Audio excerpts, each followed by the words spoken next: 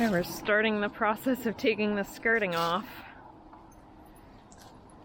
Got our supervisor there.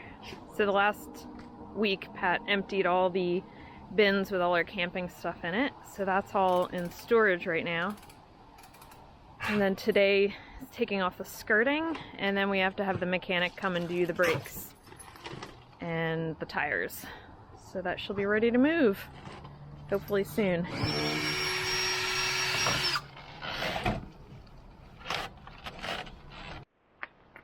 It is super spidery under there. Oh my gosh. Ooh, 7 years worth of spiders. Yeah. The trailer doesn't look bad though. No, looks fine. It's made to carry like a front end loader. So you're just numbering the panels so that we can try to put them back on when we get down there. This is one. You supervising? What are you doing? You keeping an eye on everything? Oh, hi. Hi. Getting in the way. Alright. Did you get all the way around? Yeah. Oh, wow. That was fast. Huh. Good job.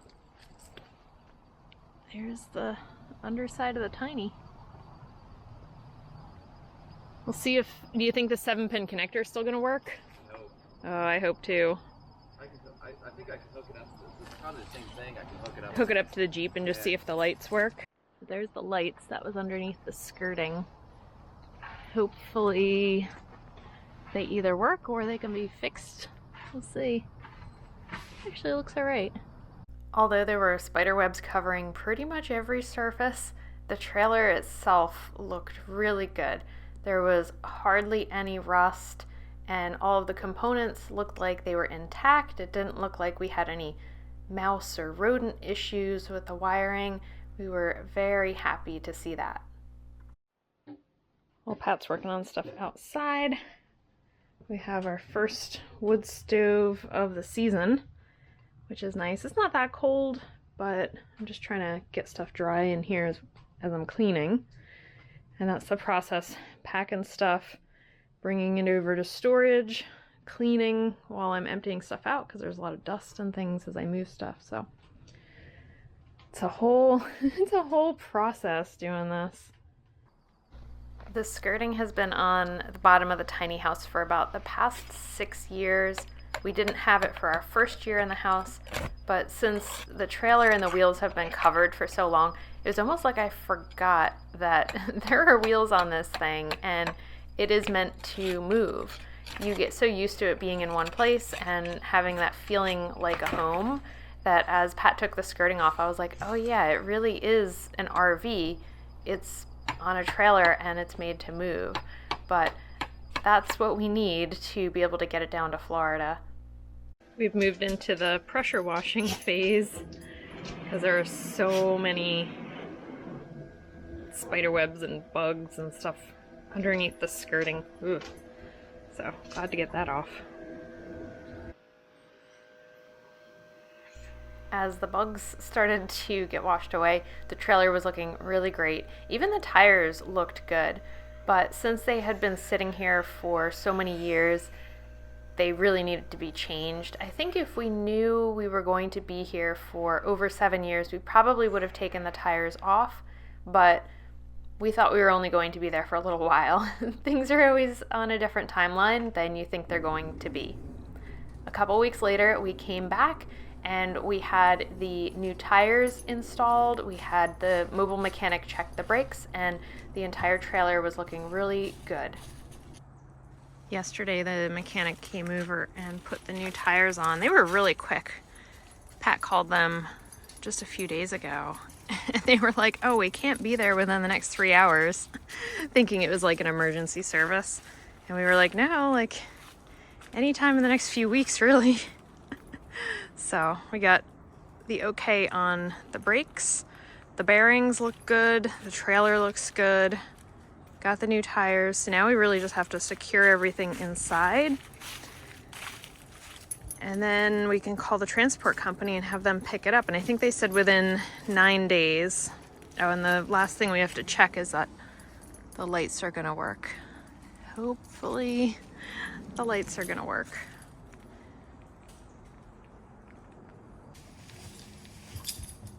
This is where the propane tank was. You can see they disconnected the propane tank a few days ago.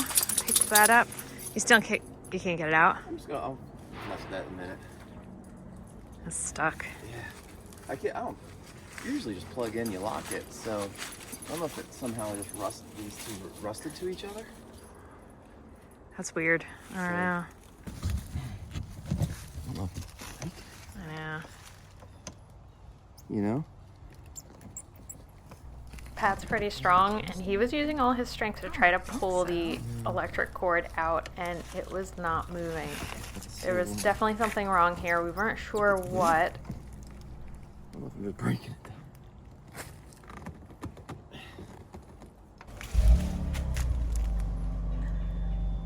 There we go. Yes. Oh man. All right, let's walk around and check them all. The main power plug was still stuck for some reason, but at least the trailer lights were working. That was huge. Oh, good. That one's a little light, but okay. Oh wow, all three of them. Man, I tell you what, this trailer. All on? They're all on. Well, the one's not on. Which one? This one right here. It was. It was on? Yeah.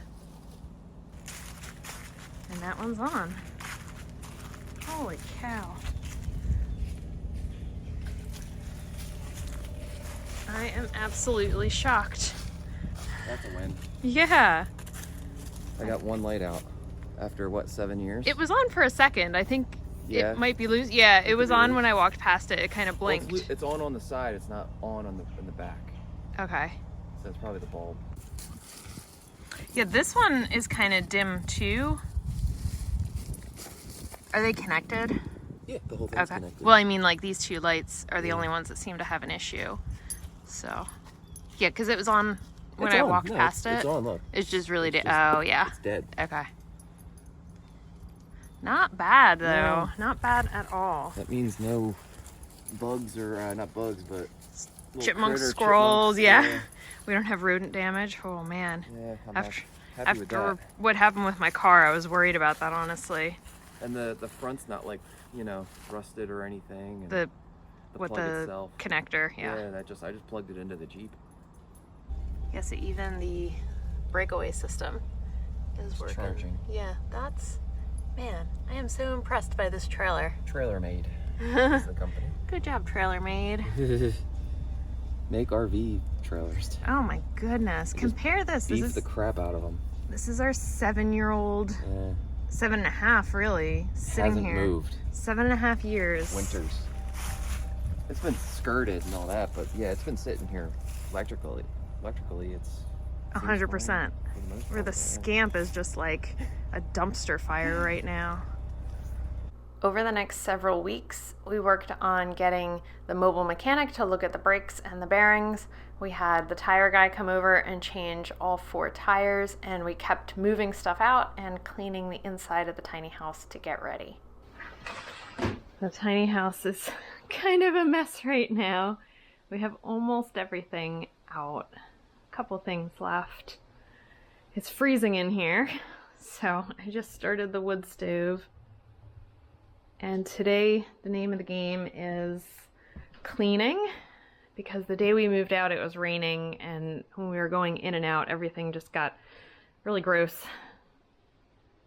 And we also have to prep everything for moving. So these shelves have to come down, the signs have to come down, eventually the wood stove's gonna come down. That's gonna be the last thing so that I don't freeze to death. We have to secure the fridge. We're not exactly sure how that's going to happen yet. Everything has to be really sturdy and ready to roll down the highway for about 1,000 miles. We've been out of the tiny house for a little over a month now, and one of the biggest things that I miss is the wood stove, especially as it's starting to get cold and windy outside. We're moving toward Thanksgiving, so it's getting really cold at night, and Where we're staying, it's nice to have a thermostat where you can just set it at a specific temperature and it stays that temperature magically. Much less work than having to tend to the wood stove and having Pat chop the wood and making sure that we have enough to get through the week and cleaning the wood stove and all those things that come along with it. But there's still nothing quite like the coziness of having the wood stove going and the sound that it makes. And my favorite thing to do, especially when it's cold, is to just kind of stand right in front of it and warm myself up because I'm always freezing. It makes it so warm and it makes me so happy. So I really miss the wood stove, and I can't wait until we have this for some of the chillier nights in northern Florida. It's not going to see as much use as it did during the winters in New Jersey, but a lot of houses in northern Florida do have wood stoves because it does get to freezing for a few months in the winter. So we'll still be able to get that cozy factor, which I'm really looking forward to. And after all of the trees that we had blow down in the storm, we're going to have plenty of wood for like the next 30 years. As we have emptied out the house, taken everything out of the cabinets and moved everything, I am amazed at the amount of dust and dirt that is in the corners and on the surfaces that you don't really look at regularly, like the tops of the cabinets and, you know, behind the refrigerator, behind the washer and dryer. All of those spaces, things just kind of collect, especially when you have a dog. And when you move everything, you realize how much it needed like a really deep clean. So I'm hoping to get a lot of these surfaces kind of cleaned up now, but my hope is that before we move everything back in, once the house is in Florida, we'll be able to do some painting and other things that, like the top corner up there, I never got to paint it because there was so much stuff in the storage loft. You can't move it and paint and then move it back because it's just too disruptive to the living space. So that was always a challenge. You can't really clean, like do a deep clean, because it's hard to move things around in the house so that you have the space to do that. So this is a great opportunity for some deep cleaning. Anything that we can't take down, I'm trying to put painter's tape around to hold it in place so it doesn't move around as much when we're going down the road.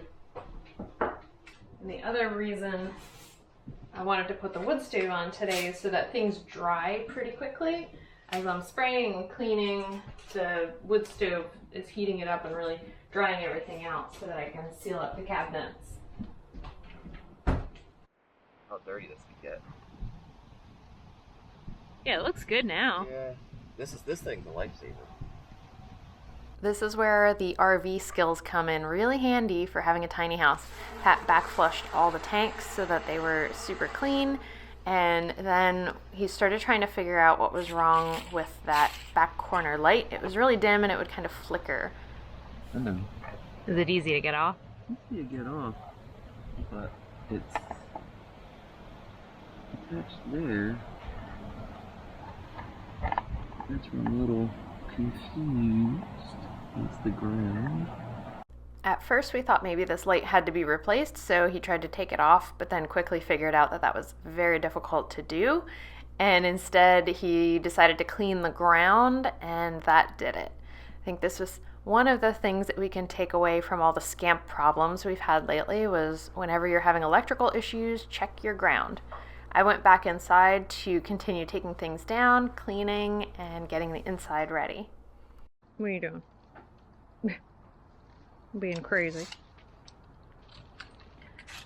We got some zip ties on here just to hold that a little bit more secure.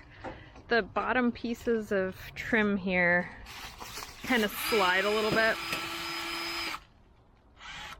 So we're just putting, it's not even going into the house, it's just kind of holding it to the piece behind it so it's a little more secure. I don't know why they were loose.